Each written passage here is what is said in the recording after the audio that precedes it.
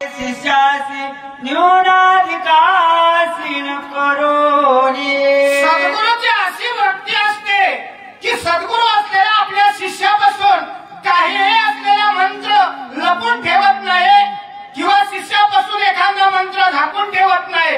आपल्यापाशी जेवढी काही विद्या आहे, जेवढी काही दयामया आहे, तेवढी सद्गुरू असलेला आपल्या शिष्याला असलेली प्राप्त म्हणजे रान म्हणून देण्यासारखी देतो म्हणले। विद्याचे समस्त वित्त पुत्र स्वामित्वे अंगीकारित तैसे सद्गुरु सुख समस्त शिष्याक्रमित भावाते।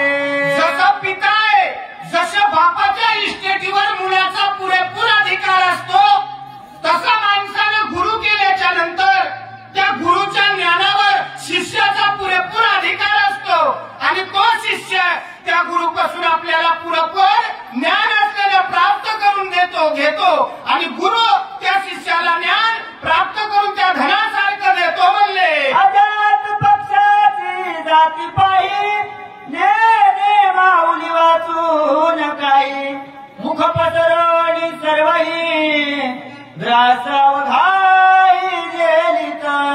अजात पक्षाची माऊली एखादी चिमणी असू द्या, एखादा कोणताही पक्षी असू द्या, त्या पक्षाचं जर लेकरू घरी असलो, त्याचे डोळे बंद जरी असले तर तो मुख उघडून राहतो निसता। त्याला विश्वास असतो की माझी आई माझ्या करता एक तरी दाना असलेला घेऊन येईल, मग ती आई याच मुखाने असलेल्या पोटातही गिळते आणि याच मुखात दाना घेऊन आपल्या लेकराकरता सुद्धा येते। अशी असलेली माईची माऊली असलेली माईची माया अशी असती म्हणले। तैसेची प्रमेतेने विसरोनी आपुले खाणे सगळा घास बालकाने कार्य